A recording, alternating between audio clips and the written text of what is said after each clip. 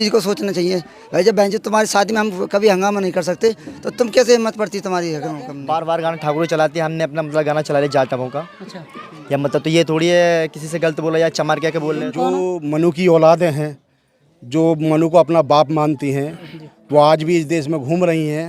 और 5 तो बाराती मारे उन्होंने, एक मेरा लड़का है ये और 2-3 लड़के मोहल्ले बारात कैसे चढ़ा रहे हैं मोहल्ला में ठाकुर में। हाँ ये चीज़ है। चमारों के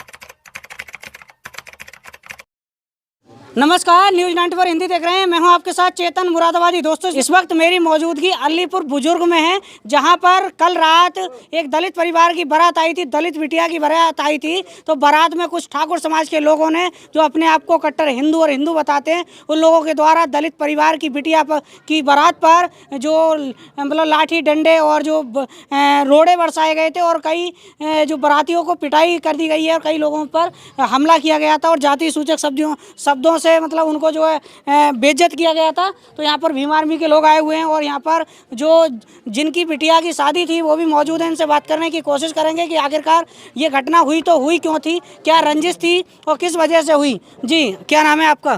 सर जी मेरा नाम तेजपाल है। तेजपाल, कल आपकी बेटी की वो आई थी बारात? हाँ बारात आई थी। तो क्या हुआ था, शुरू से बताएं। सर जी यहाँ से हमने निकलवाई बारात। जी, मैं तो कह रहा था इसे निकालो, लेकिन उधर से निकाली हमने। ठीक है, वहाँ से पूरी बारात आ गई। यहाँ कुछ ठाकुरों ने बदतमीजी की है, ऐसा मान रोड़ा भी मारे हैं और जिस लड़के के मेरे लड़के का डंडा भी मारा है मूड में, और बारात के भी मारा है। मतलब क्या बात हो गई, क्यों मारा था? चमार बारात कैसे चढ़ा रहे हैं मोहल्ला में ठाकुर में। हाँ ये चीज़ है। चमारों की बारात नहीं चल पाई। अच्छा, ये बोला। तो ये जो घटना है ये पहली बार हुई है या पहले भी होती हैं? पहले हुई थी, 2 साल पहले हुई थी, लेकिन उसके बाद में होती रहती है, लेकिन कोई आदमी कदम नहीं उठाता है। हमने एक बार मैंने ये सोचा, मैंने ऐसे तो होता ही रहेगा फिर हर बार। अब के ऐसा नहीं होना चाहिए। कितने लोगों को चोट आई अब तक? अब तक कम से कम 5 तो बाराती मारे उन्होंने, एक मेरा लड़का है ये और 2-3 लड़के मोहल्ले के लड़के और हैं। अच्छा, 2-3 लड़के। काफी लोगों को चोट आई। हाँ जी।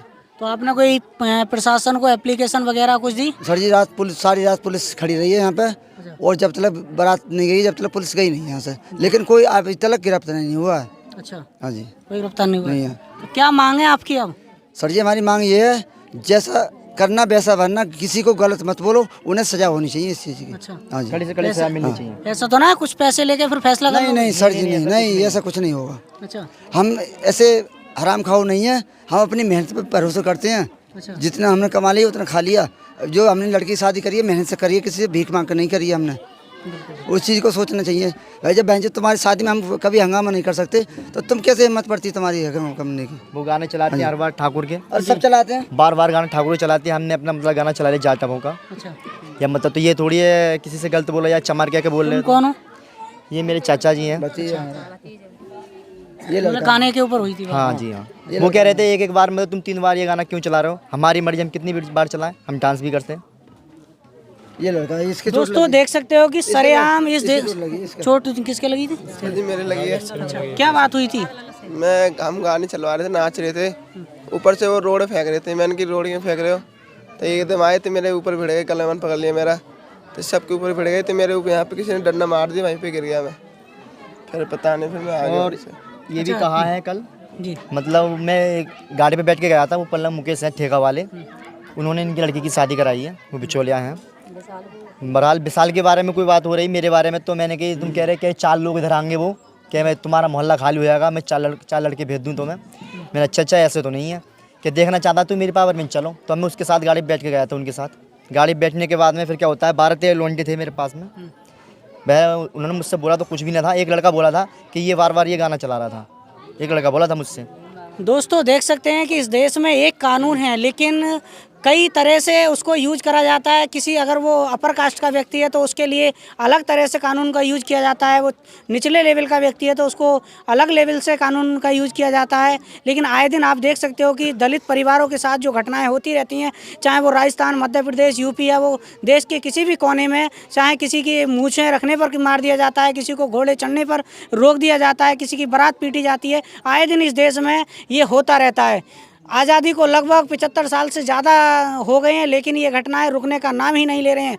कहीं पाखंडी बाबा कुछ कहते हैं कि जात पात की करो विदाई, हम सब हिंदू भाई भाई, लेकिन ये जो SC वर्ग के लोग हैं, ये कहीं ना कहीं वो ये कीड़ा मकोड़ों से भी ज़्यादा इन लोगों को समझा नहीं जाता है। कीड़ा मकोड़ा इनसे कहीं ना कहीं बढ़िया होते हैं। हमारे साथ भीम आर्मी के कुछ कार्यकर्ता लोग मौजूद हैं, इनसे बात करने की कोशिश करेंगे कि इन्होंने क्या आश्वासन दिया है, क्या मदद की है और क्या मदद हो पाई अब तक। जी, क्या नाम रहा, अपने बारे में बताएं। मैं सुधीर कुमार सागर, पूर्व मंडल महासचिव मुरादाबाद और पूर्व जिलाध्यक्ष संभल। जैसे कि ये जो घटना हुई थी, इस घटना में आपकी भीम आर्मी के द्वारा कितनी मदद हो पाई है और क्या मदद होगी अब तक?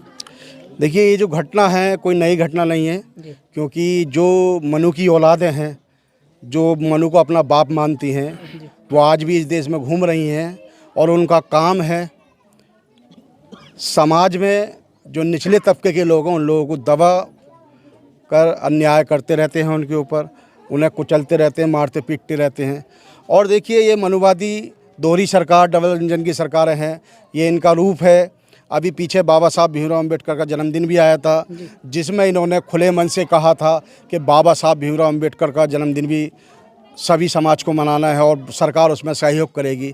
लेकिन उस सहयोग का आप अगर उदाहरण देखेंगे या पुराना रिकॉर्ड उठाकर देखेंगे तो इस साल में इन मनुवादियों ने बाबा साहब की ज़्यादा प्रतिमाएं तोड़ी हैं और शासन प्रशासन की तरफ से बाबा साहब की जन्मदिन की मनाने की जो परमिशन थी वो भी रोक दी गई है। इस प्रकरण में अब तक भीम आर्मी ने कितनी मदद करी? देखिए, इस प्रकरण का हमको रात ही पता चला था और आज हम लोग आए हैं और हम लोगों ने इंस्पेक्टर से भी बात की है, वो भी कार्रवाई के लिए कह रहे हैं। लेकिन अब हम यहाँ के बाद थाने जाएंगे और थाने जाकर पूछेंगे कि इस गांव में आए दिन जो जाटवों की बारातें चढ़ती हैं, वहाँ पर घोड़ा चढ़ने पे, मूछ रखने पे या गाने बजाने पर रोक लगाई जाती है। अगर ये रोक ही लगानी है पुलिस प्रशासन को या इन मनुवादियों को, तो ये जो गाने बजाते हैं, ठाकुर हैं, पंडित हैं, इन पर क्यों नहीं लगाई जाती है? क्या सारे नियम कानून जाटवों के लिए लागू किए जाएंगे, एससी बहुजन समाज के लिए लागू किए जाएंगे?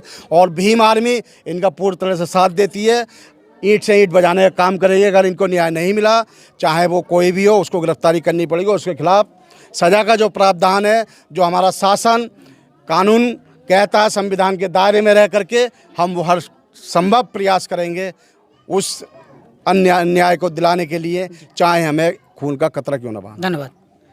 तो दोस्तों, इस वक्त मैं पीड़ित परिवार के घर पर हूँ और आए दिन ऐसी घटनाएं पूरे देश के कोने कोने से नज़र आती रहती हैं। तो इस घटना को लेकर आपकी क्या राय है, कमेंट सेक्शन जरूर बताएं। वीडियो को लाइक करें, शेयर करें और चैनल को सब्सक्राइब करना ना भूलें। धन्यवाद।